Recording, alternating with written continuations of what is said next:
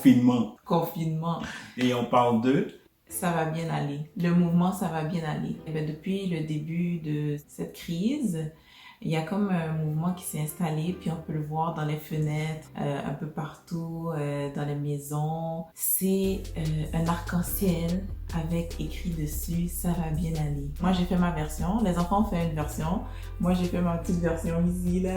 Je sais pas qu'est-ce que vous en pensez. Est-ce que vous aimez mon dessin?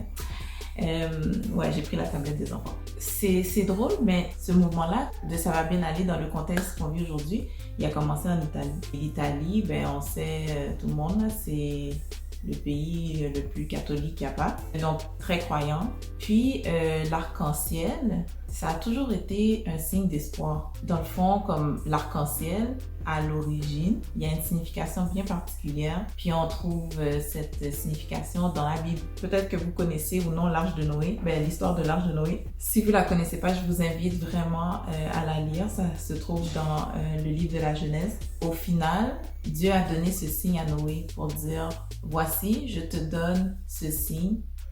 C'était un arc-en-ciel. Je mets mon arc dans le ciel pour signifier que plus jamais je vais détruire la race humaine par l'eau. Il n'y aura plus de déluge. Fait que c'était comme un signe, puis c'était aussi l'espoir d'une vie nouvelle, puis d'un nouveau départ. Depuis, on pourrait dire, peut-être une trentaine d'années ou un peu plus, l'arc-en-ciel fait référence à quelque chose d'autre. Quoi? La fierté gay. Le mouvement LGBT, là. Dans un très court laps de temps, les choses ont beaucoup changé. Ce symbole qu'est l'arc-en-ciel, la réalité, c'est qu'il y en a beaucoup qui le voient juste comme étant le drapeau de la fierté gay. Un épisode comme celle qu'on vit, ça a souvent cet effet-là, c'est de remettre les pendules à l'heure. Comme ça donne une perspective nouvelle sur les choses anciennes. Présentement, on est tous confinés, puis il semble que ça va bien aller. Il semble que, on va peut-être pouvoir s'en sortir. Mais même quand ça ira mieux, ça sera jamais comme avant. C'est sûr. Puis, tu sais, c'est un peu ça aussi. On voit ça dans la Bible, justement, comme le avant-déluge puis le après-déluge. C'était pas la même chose. Oui, comme les choses sont revenues à ce qu'elles étaient. Sauf que ça, c'est toujours resté comme un point dont on se souvient. Puis je crois que c'est important de voir comment, d'une situation, comment je peux dire, critique, naît l'espoir d'un avenir meilleur. Et c'est drôle parce que j'ai comme l'impression que ça c'est mon opinion, si les gens, ils connaissaient réellement la signification de l'arc-en-ciel, je sais pas si ça aurait pris autant d'ampleur. Si les gens y auraient autant adhéré, parce qu'aujourd'hui on vit dans un monde qui se veut très laïque, qui veut rien savoir ou qui veut pas avoir à faire trop avec ce qui est divin, genre. Puis c'est sûr que ça part de l'Italie, encore une fois, comme des gens qui sont très croyants. Je peux pas comme mettre ma main au feu parce que j'avance, mais je suis pas mal certaine que eux, en partant ce mouvement-là, ils savaient un peu comme qu'est-ce qu'ils voulaient véhiculer comme message. En fait, aujourd'hui, on est tous dans le même bateau. Autant ceux qui croient que ceux qui croient pas, ils utilisent l'arc-en-ciel. Puis moi, franchement, je fais ça. Comme quand on fait face à des situations qui nous dépassent, plus souvent qu'autrement, qu'est-ce qu'on entend les gens dire, c'est oh mon Dieu, pas seulement les croyants, c'est la réalité qu'on a. On est là, on sent bien, on sent invincible jusqu'à ce qu'on fait face à notre vulnérabilité. Puis une situation comme celle qu'on vit présentement, tout le monde a ce réflexe-là. Je fais face à un ennemi que je peux pas voir. Et c'est un danger qui m'entoure constamment. J'ai exagéré peut-être un peu, mais tu sens la paranoïa. Chez les gens quand tu te promènes, quand tu es obligé de sortir. Ouais. C'est ce qui fait que devant une telle situation, plusieurs ont tendance à vouloir se tourner vers la spiritualité. Mais c'est pour combien de temps? Oui, ça sera jamais comme avant, mais en même temps, on va retourner le monde va retourner à son train. Là maintenant, tu vois, il y a plein de rassemblements, de gens qui prient. Rassemblements virtuels. Oui, rassemblements virtuels. Mais j'ai vu des gens comme si dans des parkings, ils étaient dans leur auto, puis tu sais, comme les flashs allumés, puis tu sais, t'entendais comme si leur vie de baisser, la musique gospel, ils faisaient des prières, comme le gouvernement te demande de prier. Partout dans le monde, il faut prier. Même ceux, pour vrai, qui croient pas, comme c'est un effet de masse, tu te fais emporter par la vague. Puis moi, ma question, c'est pour combien de temps? Puis je pense que dans notre vie personnelle, on vit parfois ce genre de choses-là, comme, bon, là, on parle de la situation, mais dans notre vie personnelle aussi, souvent, comme on oublie que Dieu, il fait cette alliance-là avec nous, où est-ce que ça va bien aller, guys. Je suis là, je suis là, ça va bien aller. Puis des fois, on vit des situations, puis on se dit, waouh, ok, attends là, comment je vais faire pour me sortir de là? Mais comme, tu sais, on compte pas nécessairement sur Dieu, ou on vit la situation, puis là, comme on se met à genoux, puis tu sais, on prie, ok, waouh, on est délivré, on passe à autre chose, puis là, comme on retourne à notre train-train quotidien. On a juste oublié que c'est le fait de lui parler, de l'implorer, qui nous a permis de nous en sortir. Moi, je pense que le message du ça va bien aller, c'est qu'une fois que ça va bien, comme n'oublions pas pourquoi ça va bien. Tu sais, on parle dans le futur, oui, ça va bien aller, mais quand ça va bien, je pense qu'il faut garder cet arc-en-ciel-là proche pour se dire, il y a un temps où est-ce que ça allait pas bien, puis on s'est tourné vers ça, puis on s'est dit, ça va bien aller. Maintenant que ça va bien, oublions pas, peu importe la situation dans laquelle je me trouve, ça va bien aller. T'es déprimé, tu vis un deuil, puis surtout maintenant, on vit les deuils à distance. On vit une perte, puis on est obligé, tu sais, de rester comme on est soit seul ou on est isolé des gens qui font partie de notre réseau de soutien. C'est dur. Il y a de l'aide, comme on peut aller chercher de l'aide. Sauf que c'est quand t'as une aide qui est comme, c'est proche, de proximité, oui, c'est ça. C'est une autre paire de manches. Mais si on s'appuie vraiment sur Dieu, puis sur les promesses qu'il nous fait, qu'il va prendre soin de nous, ce qu'on vit aujourd'hui, c'est pas parce qu'il n'existe pas que ça arrive. Il y a toujours une histoire qui est restée dans ma tête là, comme, puis il y en a plein de ce type-là, mais c'est l'histoire d'un barbier qui reçoit un client sur sa chaise, puis le client lui demande est-ce que tu crois en Dieu? Puis le barbier dit bien sûr, je crois en Dieu. Puis le client, il lui dit, ben, si Dieu existait, il n'y aurait pas de famille, il n'y aurait pas de tsunami, il n'y aurait pas de, tu sais, comme toutes les mauvaises choses qui se passent là.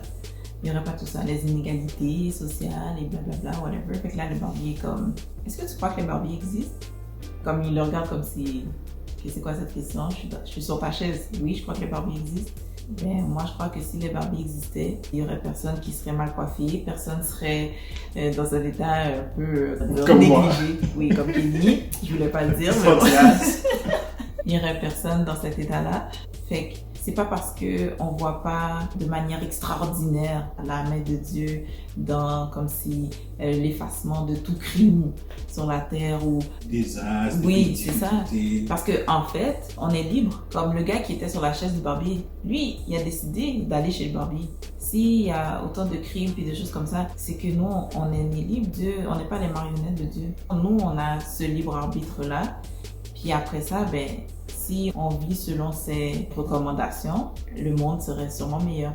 Mais tous n'ont pas fait ce choix. Il faut garder en tête que toute la communauté scientifique présentement, là, je suis sûr qu'ils ont leur arc-en-ciel collé dans leur fenêtre aussi. Là, parce que la vague de désespoir qui a frappé le monde depuis le début de l'année 2020, c'est pas seulement les gens qui sont croyants puis religieux qui la ressentent puis qui réagissent. C'est tout le monde. Donc, quand moi je vois un arc-en-ciel dans le ciel après une pluie, une averse ou quoi que ce soit, juste de me dire, ah ben c'est simple, c'est la lumière qui réfléchit dans l'eau et tout. Ça m'aide pas à éviter ou à gérer les difficultés de la vie.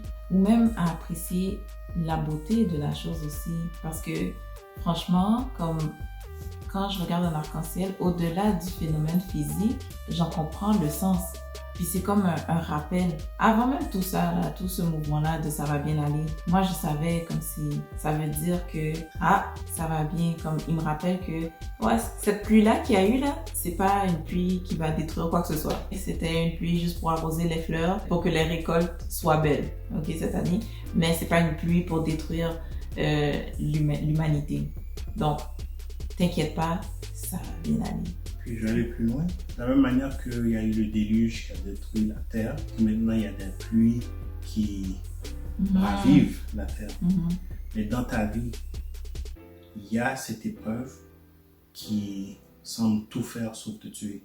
Quand Dieu te fait passer à travers cette épreuve-là, ben après il y a des épreuves qui viennent et tu les vois plus comme des tribulations puis des calamités, mais tu vois comme le forgeron là qui travaille le métal, ben, il faut qu'il frappe pour l'aiguiser. Ouais, pour le former. Oui. Donc, les petites épreuves vont être à ton avantage. Ils vont être pour ton avantage. Tu vas sortir grandi de ces épreuves-là. Ouais. Et puis, fort. Parce que tu le vois comme ça, tu n'auras pas peur que l'épreuve arrive. Si tu n'as pas peur, mais quand l'épreuve arrive, tu vas savoir y faire face. Non seulement tu vas pouvoir y faire face, mais tu vas aider les gens autour de toi à y faire face. Si tu vois les difficultés comme des embûches qui incessamment tentent de te faire tomber, éventuellement tu vas sombrer, tu vas tomber, tu ne pourras plus te relever. Mais si tu as un regard différent sur la vie en général, les difficultés que ça implique, le résultat sera différent. Je suis d'accord avec ce que tu dis. La seule chose, c'est que j'ai aussi envie de dire que personne n'est à l'abri justement de la dépression, de cet état-là que tu décris, où est-ce que tu trouves que c'est une montagne. Comme là, ça c'est trop. Il n'y a personne qui est à l'abri de sombrer malgré le fait de voir les choses avec une certaine perspective spirituelle. Ben, là tu dis Attends. Okay. On n'est pas à l'abri. OK? Dans ce que je dis, c'est que on est tous ici, puis on est tous sujets à. La seule différence, c'est comment tu vas reconnaître cet état, genre. Puis même quand tu es dedans, des fois, c'est quelqu'un d'autre qui va t'aider à t'en sortir. Donc, ce que je veux dire par rapport à ça, c'est que il faut être à l'affût. C'est en se croyant invincible souvent qu'on tombe. On n'est pas invincible, mais on sait que on peut s'appuyer sur quelque chose, du moins sur quelqu'un pour nous aider, puis qu'avec cette aide-là qu'on a, ben, on peut surmonter n'importe quoi. On peut tout surmonter. On dit la même chose. On dit la même chose. La manière dont tu l'as amené, c'est comme si on disait deux choses différentes. Non, mais c'est que le seul bémol dans ce que tu as dit, c'est que si on n'a pas cette perspective-là, c'est sûr qu'on tombe dans la dépression. Mais il y a des gens qui sont croyants et qui ont cette vision-là, que Dieu est ma force et mon soutien, et qui sont dans la dépression. Je comprends ça. Ça ne retire pas le fait que, on est tous vulnérables, susceptibles, puis aucun d'entre nous est invincible. C'est juste ça que je voulais apporter pour donner. Je comprends. Ouais. Mais comme si personne n'est à l'abri, mais qui sont à l'abri? C'est ceux qui se mettent à l'abri. Se mettre à l'abri, c'est pas croire que moi je peux.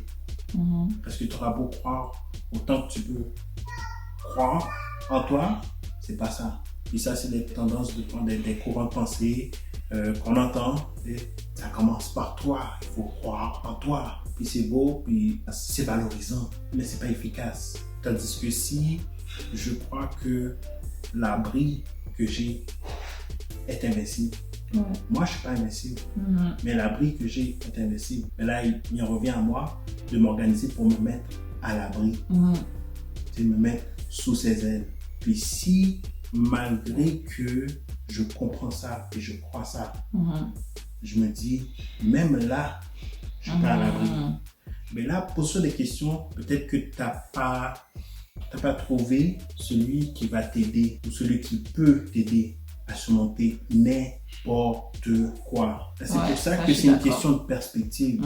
C'est pour ça que c'est une question de comment tu le vois. Donc là, quand tu vois cet arc-en-ciel-là, et tu sais que cet arc-en-ciel-là, il vient de lui, tu vas surmonter n'importe quelle dépression. Oh, I'm getting emotional! Mais c'est vrai, tu vois. Peut-être que la manière ça a été dit au début, bon, c'était ambigu. C'est pas parce que je suis croyant.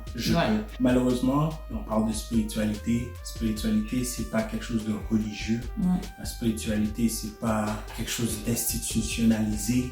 Spiritualité, c'est entre toi et lui. L'aspect important, c'est lui. Du moins que le focus est sur moi, sur je. Si la phrase commence par je, elle va mal finir. Quand on parle de spiritualité, pour en revenir à l'arc-en-ciel, qui n'est pas quelque chose que nous avons fait. Dans ce symbole-là, c'est Dieu qui l'a donné. Puis comme tu disais, toutes ces circonstances-là, le coronavirus, tout ça, si on peut en faire une chose, c'est de l'utiliser comme un rappel. Puis Dieu nous dit, ce qui arrive là, ça aussi, ça va passer. Mais à travers tout ça, où est-ce que tu tiens? C'est Kanye qui a bien fait. Kanye n'a pas attendu. Kanye n'a pas attendu un virus ou quoi que ce soit. Kanye a dit, oh, once again, yo, I'm rolling with Jesus. Quand tout ça c'est fini, guys, gardez l'arc-en-ciel proche. Gardez-le proche. Jetez pas vos arcs-en-ciel parce que quand ça ira bien, ça servira de rappel pour se dire, OK, on était dans cette situation-là, on a passé à travers, ça va bien, on est encore vivant, on est encore de ce monde. Il se peut qu'on soit frappé par autre chose, mais gardez cet arc-en-ciel-là, puis dites-vous, peu importe qu'est-ce qui nous attend, ça va bien aller. So, ça conclut notre épisode confinement. Hein? Si vous avez aimé, n'hésitez pas à commenter, Partagez. puis abonnez-vous pour pas manquer le reste.